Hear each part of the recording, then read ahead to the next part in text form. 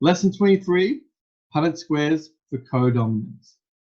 We will be able to apply our understanding of codominance to Punnett squares. So we've already discussed basically what a Punnett square is when we talked about Mendel's P's, lesson 21. This is on Friday's lesson. What we did on Fridays, we actually explored the idea of dominant versus recessive. We started to use these words, homozygous and heterozygous. Remembering homozygous is when they're the same, capital or lowercase. For those of you that don't remember, a capital letter means that it's dominant. It's a dominant gene, and a dominant gene will always win. It will always take over. It'll always muscle out the recessive gene.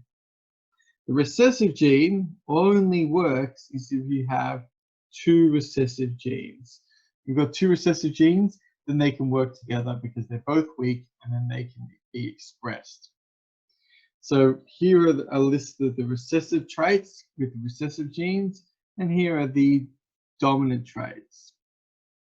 And so again, I'm going capital D for dominant, lowercase d for recessive. We said that another word for heterozygous is sometimes called a hybrid, is sometimes known as a carrier. The reason they're called a carrier is because they might have some kind of recessive trait that they carry but they don't show, they don't express. Color blindness is an example. Now, this leads into what we're talking about today. We briefly talked about partial dominance. Now, partial dominance is when we just talked about before that if you have this situation here, hybrid, the capital Y, the dominant gene would take over the recessive gene, and so the recessive gene wouldn't show up. Okay.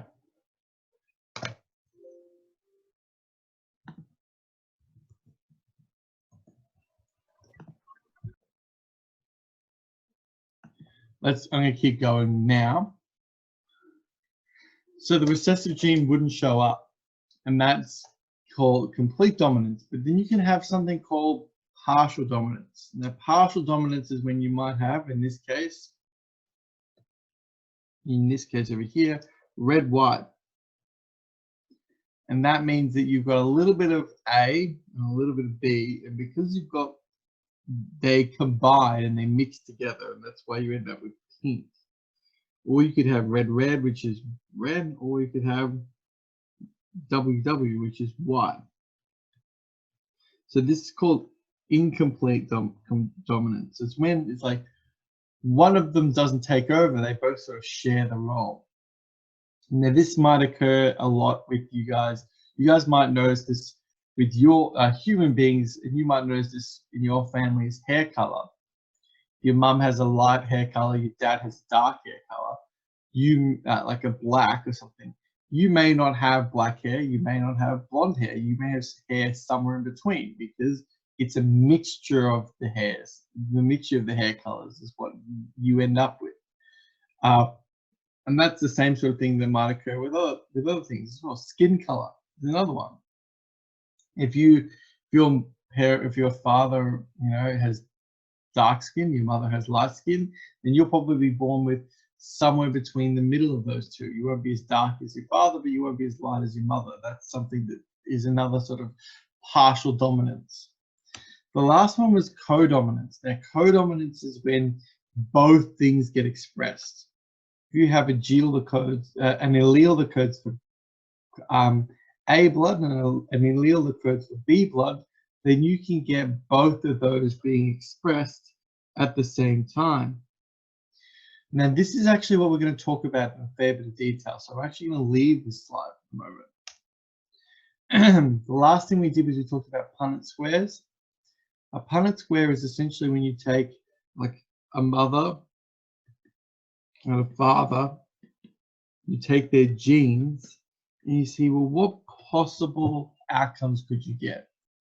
What possible chromosomes could each of them donate? So the mother could either donate this left chromosome, this right chromosome. The father could donate the top chromosome, the bottom chromosome. We don't know, but we can actually then predict what type of children or offspring they could make. And then you can then look at that and say, well, how many of those offspring are green like their mother? And how many of those offspring are yellow like their father? So this is something we can investigate. And then we did some Punnett squares. We looked at tongue rolling for complete dominance, and then we did incomplete dominance. The one that we didn't do together is we didn't do co-dominance. And so that's what today's lesson is to finish up the Punnett squares, let's look at co-dominance. Firstly, I wanted to show you guys this, and this is the link that I put into the Google Slides. I showed this video, I showed this lesson to my brother, and I said to him, I said to my brother, okay,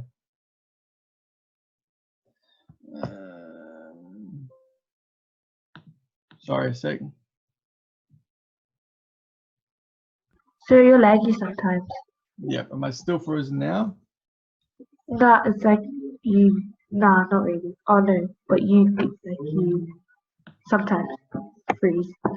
I'm gonna keep. Yeah. All right. So, let me see. Let's.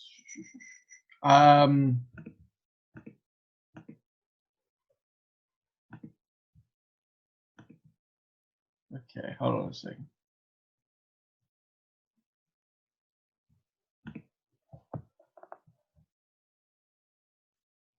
I'm a little bit laggy, so I'm gonna have to ask you guys to be patient. I know that's gonna be annoying, and if I'm really laggy and you miss a whole chunk, then just let me know and then I'll go back over it. But ultimately, just remember that all of this information I'm going to upload later on anyway. So even if you miss out on something, you can just watch the whole thing without lag after the lesson. Obviously, it's a bit inconvenient, but that's just a way to do it. But yeah, just let me know so that I can stop and just wait a second for the internet to get back up and running. Don't know why it's bad today. So I showed this video to my brother, the last one, because I mentioned him. So I actually sent him a copy of the video because it's on YouTube. So I said, hey, James, my brother, watch this video. And he actually said, you know that, he goes, you know the colorblind test picture that you showed? I'm like, what? You mean, you said, you mean this one? Like, yeah, I could actually read that. It's not a proper colorblind test. I'm like, yeah, okay. So I decided to put this slide up here. So this is this is a picture from an actual colorblind test. And if you want to take a free colorblind test, you can click on this link. Well, you can't click on the link because obviously it's a video. But what you can do is you can put that link on the Google Classroom. So if you want to try it out, try it out. But for a lot of you guys, it'll be a waste of time, and I'm going to tell you why. This is not on the test, so you don't need to learn this, but I just want to quickly touch on this. We didn't put this on the test as teachers because we found that students, once you guys learned how to do this, like, you kept making mistakes, so we decided to leave it off. But color blindness is genetic, but it isn't genetic in the same way something like tongue rolling is. Color blindness is weird because it's actually a recessive gene, which that makes sense. A recessive, that's okay. You guys could understand that, but it's actually on a specific chromosome. It's on the X chromosome, which means that it's sex linked to your sex. What that means is that males are colorblind and females are very rarely colorblind. So if you're a woman and if you want to do the colorblind test, you can do that colorblind test if you want, but you're probably going to pass because it's very unlikely that you're colorblind. But males or men, yeah, you could be colorblind, and that's because it. The reason for that is I wouldn't actually. You know what? I'm not going to talk about it. I'm going to say I'm happy if you want to know the actual reasons why men are colorblind but women aren't colorblind. I'm happy to go through that with you guys later on, but that will be an extra sort of just a curiosity thing. It's not actually part of the test, so I thought I'm not going to explain it here. But if you guys want to know, let me know later on. Send me an email, maybe put something in chat just so that I know, hey, I'm interested. Then maybe either during recess today or maybe after the lesson today, I could explain it, but it's up to you guys. It's just something if you're interested. But moving away from color blindness, I wanted to do a little bit of Punnett square practice before we jump into the new stuff. So today we're going to talk again about peas. We're going to talk about Mendel's peas. We're going to talk about wrinkled peas or round peas or wrinkled peas. Okay, so and the reason I'm going to go through these type of questions is because eventually I'm going to be sending you guys a test. Okay, the test is probably going to be I haven't decided when I'm going to give you guys the test yet, but it's going to be soonish because we're coming close to the end of the topic. So I want you guys to be really confident in dealing with Punnett squares because there's a lot of Punnett squares in the test. So let's have a look how you would deal with this. The gene for peas being round is capital R. Okay, that's a dominant gene and is dominant. And wrinkled is lowercase r, it's recessive. It's very unlikely that it's going to be recessive. Draw the cross for a homozygous dominant and a heterozygous. Okay. So let's draw, and we call it a cross because you're crossing two different organisms together, and you're going to see what you can come out with. So a homozygous dominant, what is that going to look like? What is the genotype of a homozygous dominant? Can I get you guys to either call it out loud or put it in chat? What's homozygous dominant going to look like? As in what letters? Yeah, Alex, you're right. It is going to be RR, correct. And Uriella, good job. You're on the ball. What about the heterozygous? What's the heterozygous going to look like?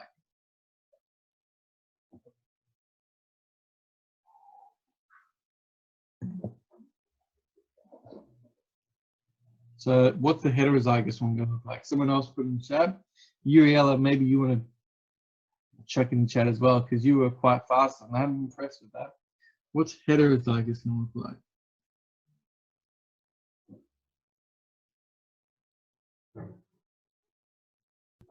Wait, sir. Oh, okay. Never mind.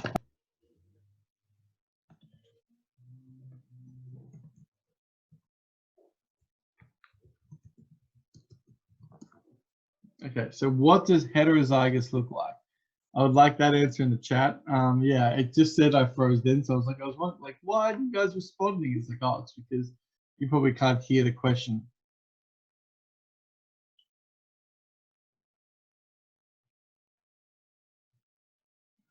Yep, Lena, you got it. Hetero. It has one of each. Heterosexual has a male and a female.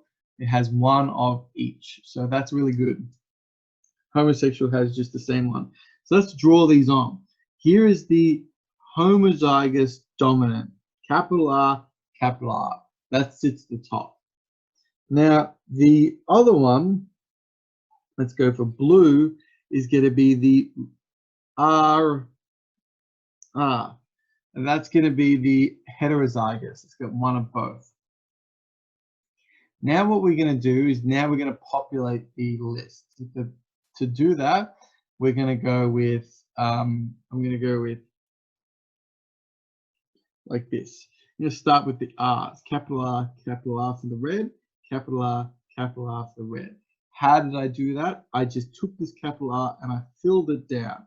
I took this capital R and I filled it down. Now with the blue one, this could be the mother or the father, it doesn't matter. We go across. capital R, lowercase r, lowercase r. And that is now a completed sheet, a completed Punnett square. Now let's give a quick look at this Punnett square just to see, well, what are the possible phenotypes? If I have a capital R and a capital R, am I going to be round, or is this going to be a round P, or is it going to be a wrinkled P? Can someone let me know in chat or out loud? Wait, did you say capital R, capital R? Yes. Round. Yeah. This guy's going to be round, which means that this guy's also going to be round. What about these two, capital R, lowercase r? Are these going to be round, or is this going to be wrinkled?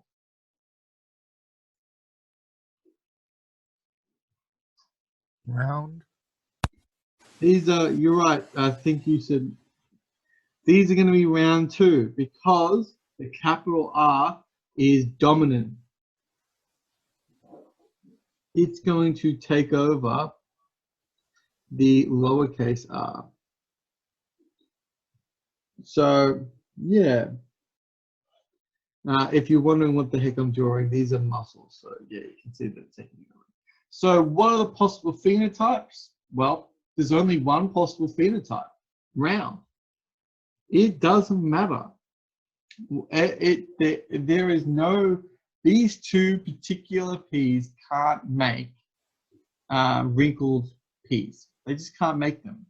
The only way they could make a wrinkled P is maybe if this capital R was actually a lowercase r. Then there might be a chance. So what I'm going to be getting you guys to do later on is I'm going to get you guys to be practicing these, because I want you guys to be able to do these on your own without my assistance. And I'm going to show you how we're going to be practicing these a little bit later. But this is, and the other thing I want you guys to be able to do is I want to be able to tell you, oh, homozygous dominant, or heterozygous, or homozygous recessive. And I want you guys to go, yep, capital R, lowercase r, lowercase r. And that's why I set that style activity for you guys to do. Because I want you guys, if you're sitting there being like, wow, how did Uriella and Lena know that, you know, that heterozygous mean capital R, lowercase r? That's because they, you know, those are people that have sort of done that last sort of, looked at least that last sort of activity. So let's now talk about the next part, which is, I want to talk a bit about this. I want to talk a little bit about blood type. Now I'm putting this up here because I know that there's usually some students that want to know a little bit more information. This is not on the test again, so you don't have to learn this too much, but I'm just going to quickly touch on this stuff, because otherwise students ask me questions like, well, what about this? What about this? So your red blood cells, right? They produce something called antigens.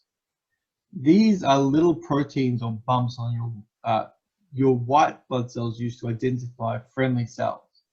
So if you've got down the bottom here, notice how this has got a bunch of circles on it. Ooh.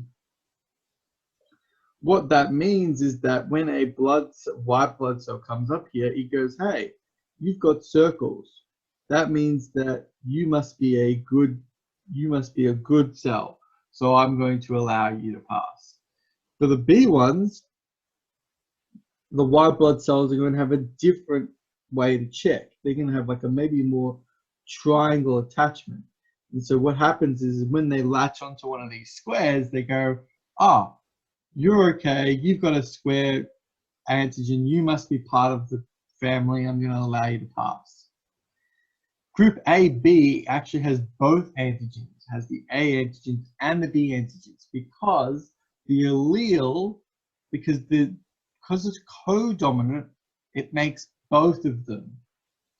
And group O is recessive, so it makes none of them. You actually see none of those antigens. Now, if, let's just say you had, let's just say that you took one of these, you took one of if you've got your white blood cells and they're looking for these square B blood types, and you put a circle, you put an A blood type in there, it's going to read that and say, hey, no, you're wrong, and it's going to, you know, kill it. Therefore, you can't put A blood into a person with B blood. It doesn't work.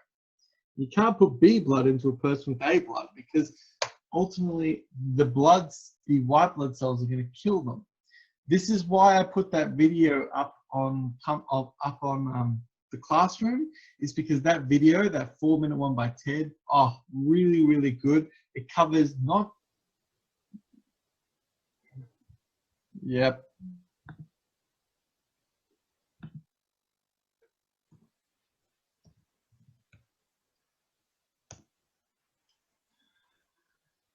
God, I'm so annoyed by this. That video on Google Classroom is really good. It actually explains not just everything that we've learned already in genetics, but it also talks about blood, but it also talks about this whole, you know, friend or foe kind of thing. And if you're interested in this stuff, it's a really good watch. Again, sorry about the lag. This is also not on the test, but some people always ask, well, okay, well then how does it work? White blood cells attack things they aren't familiar with. The person with AB blood can accept all blood because it's blood cells. It's white blood cells are like, yeah, I recognize you. You look like if it gets AB blood, you put A blood in it, goes, I recognize you because I'm used to seeing A. You put B blood, it goes, I recognize you, I'm used to seeing B.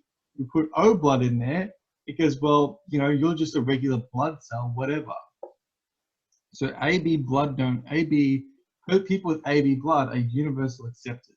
They can take any blood pretty much. It's the people with O blood that's a problem. They are universal. They can only accept blood from other people with O blood because their cells are so used to, you don't have anything on the outside. You have no antigens. So if you put any blood, A blood, B blood, AB blood, it goes, nah, not having that.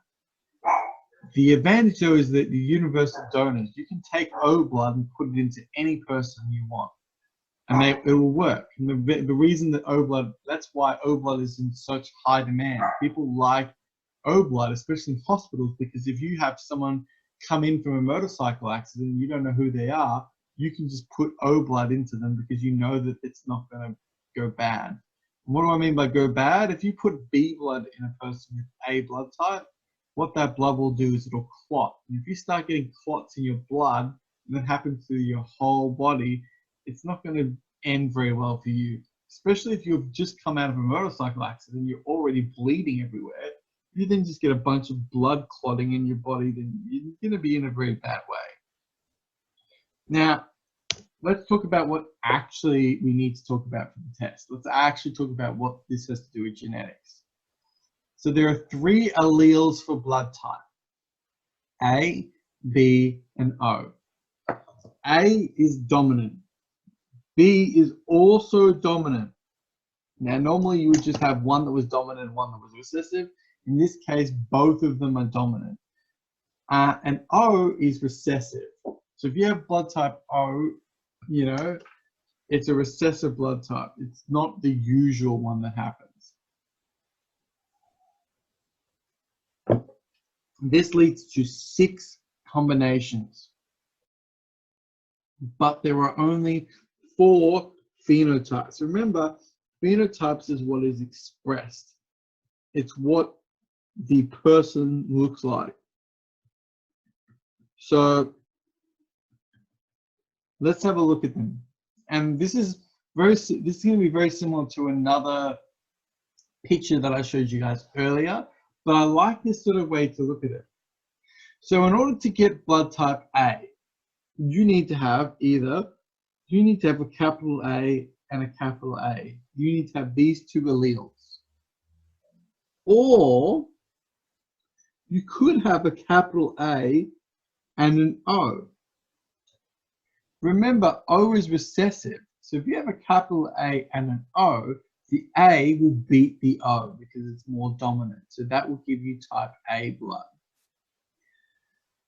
Now, if you are type B, it's pretty much the same thing. You could have a capital B and a capital B, or you could have a capital B and an O. If you have type AB blood, then that means you have to have an A and a B. There are no other combinations. And if you have type O blood, you must have 2 recessive blood O groups. So that's what I mean by 6 combinations. 1, 2, 3, 4, 5, 6. There are 6 here. And of those 6, there are 4 blood types, either A, B, AB, or O. Now, you probably won't know. I'm imagining that very few of you in the class actually know your blood type. I know that I'm type A. I actually specifically get this no, not just that I'm type A, but I'm actually type AO because my mum was type O. So that means the only way that she could give, the only blood type that she could give me was an O allele. And because she gave me an O allele, that means I must have gotten an A from my dad.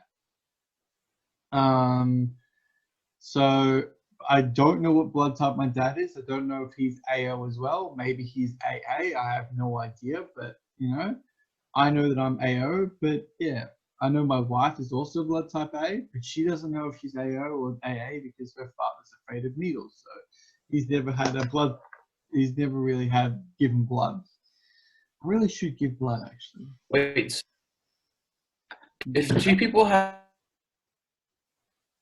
is there a chance of them having, if 2 parents have AO blood, would there be a chance of the kid having O blood? Would there be a chance of the kid having O blood? Well, you're actually pretty much answered. You've actually pretty much moved on to the next section for me, Min. But I will answer your question now because I'm like, I might as well, because if you've got the question, you've got the question. Let's go have a look.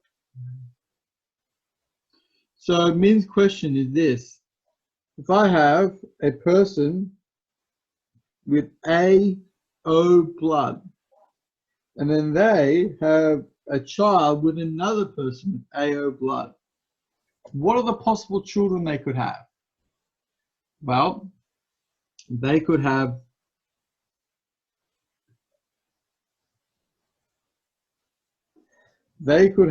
these possibilities. They could have an AA, they could have an AO, they could have an A, they could have a, whoopsies, they could have, this O could come over here, they could have a AO, or they could have a... Are they just all going to be type A? No, look, an OO. Oh, low. So therefore, there is a 75% chance of type A. But Oh. So it's a 1 in 4 again.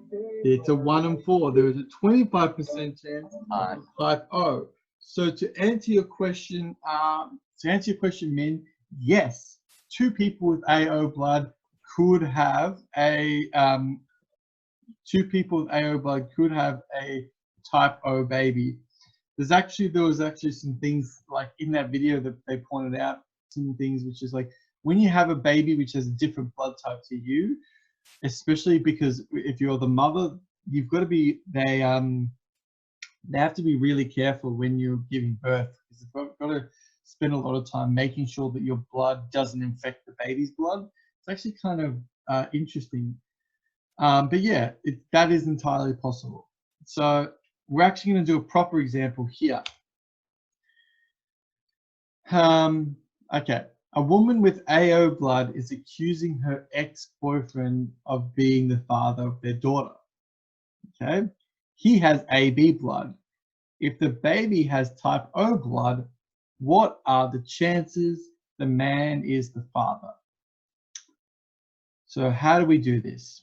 Well, we do it the same way we do it the same way we do the other one. You say, well, a woman has AO blood. Let's write that down. AO, lowercase o because it's recessive. The father has AB blood. AB.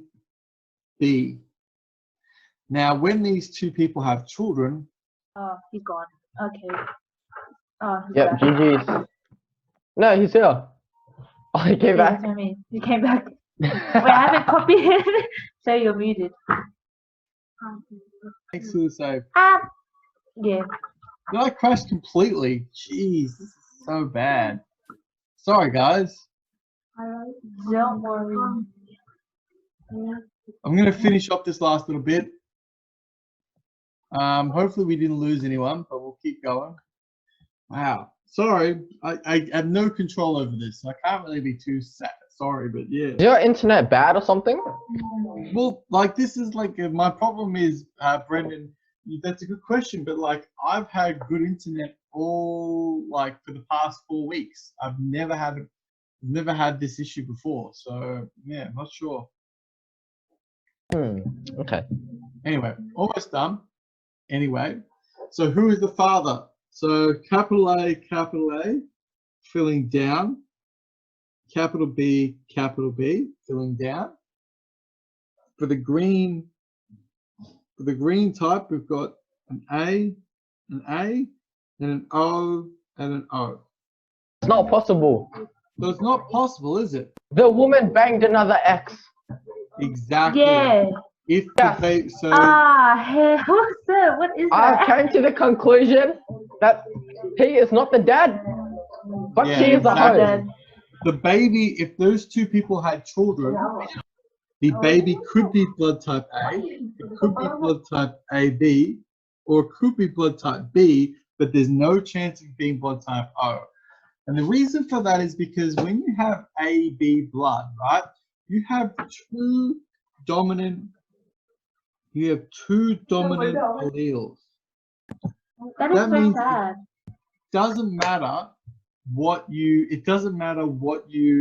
give, you will always produce a baby with a dominant allele. So like there's a lot of baby blood types they could have A, they could have AB, they could have B, but there's no chance of them getting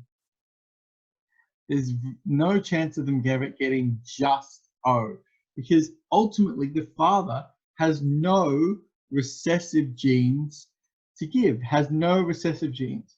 Going back to the question here before, with the AO blood, right? Just looking down here for a second, there is no B blood there at all. Because there's no B blood, right? There is no chance, right?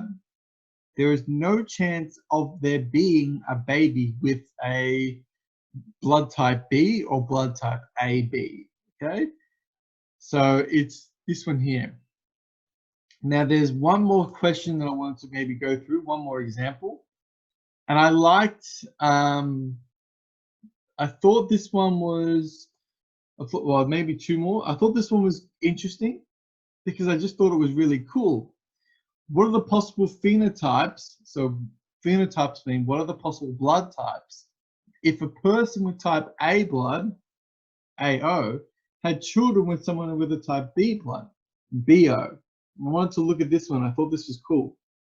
So if I take a person with AO blood, so we've got AO, and we've got a person with blood type B, BO. Phenotypes. Sorry, what was that, Brendan? I couldn't hear if you did.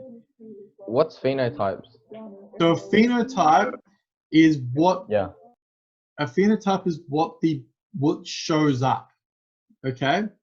So really quickly, so if I go back to this question here, there are two phenotypes, wrinkled or round, right? So the genotype RR tells us that it's going to, this is the genotype, which leads to us knowing that it's round. That's the phenotype. RR is another genotype, which leads to the phenotype round. RR leads to the phenotype wrinkled. So this is the genes and this is what you see. Now, in this case, this is the genes and this is what you see. So what I'm asking for is, if these two people have children, what kind of blood types can they have? Well, how we would do this is we'd start off with, let's start with the green one, because it's got an A in it. We're going to go A. We're going to go A. And then we've got O blood, so we're going to go O. And we're going to go O. Now, for the person with B blood, we're filling down. We have B, B, and then O, O, O. So let's now list the possible blood types. Either there could be blood type AB, there could be blood type A, there could be blood type B, and there could be blood type O. So I thought this was really interesting that these two people, a person with AO blood and a person with BO blood, could have, if these two people had children, they could have someone of any of the blood types. They could be any of the 4 blood types, which I thought was really interesting. If it was AO blood, then they would probably, an AO blood, then there would be like a quarter of them. If it was AA, then this would not occur. If it was AA, then instead it would be either AB blood or A blood. So yeah, but it's just sort of, I thought this was interesting. That I thought it was interesting that there was all 4 of the blood types could occur. My last question for you guys is this. Could a woman with type A blood give birth to a baby with type B blood? What do you guys say? Yes or no? It depends. If the dad is a B blood. Okay, If it's not, but is it possible? Yes or no? What would the woman have to be in order? What would the woman have to be in order to give birth to a baby with type B blood?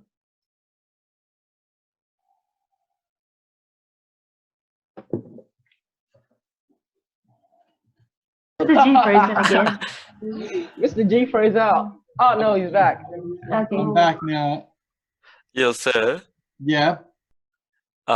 Is this based just on the woman, or is there like a external variable like the father? Well, you can, yeah. I just want to know, I don't care who the father is, what the genetics of the father is. I want to know, is it possible? Could you find a father that would make that together, the woman with type A blood could still have a baby with type B blood? Yes or no? Yes. Yes. Yes, Yeah. it's very Yes, possible. sir. It's actually 100%. It's not 100%, but it's possible. The woman could have, Yeah. the woman could have, with the phenotype of A blood, could have 2 genotypes. She could be AA or she could be AO. Which one does she need to be in order to have a baby with type B blood? AA. No, I thought, AA. I thought AA. Needs to Are be you blood, AA? needs to be blood type AO. Wait, what? Why? Well, think about this. AA, because, yeah. If I took, let me show you an example. Let me show you 2 examples. This will work if the baby's father was, let's just say the baby's father was BB, right? Oh wait, it's a dominant. Oh, okay, never mind. Yeah, BB, right? Whoops. Yeah, okay. We have BB, you have AA, then you're gonna have 4 combinations. You're gonna have A, and B, B, B. The child B. is AB. 100% AB. Not, Yeah, AB. but Not, if you had AO mixing with BB, you had this situation happening. you would end up with A, O, O, and then you'd have B, B, B, B. So that means there is 50% chance of an AB and a 50% chance of a B. So the mother, the AO blood mother, could give birth to a B type child. So yes, it is possible, but it has to be, the mother would have to have this blood type, this genotype, sorry. Okay, now, the last bit of the lesson, I'm pretty much now done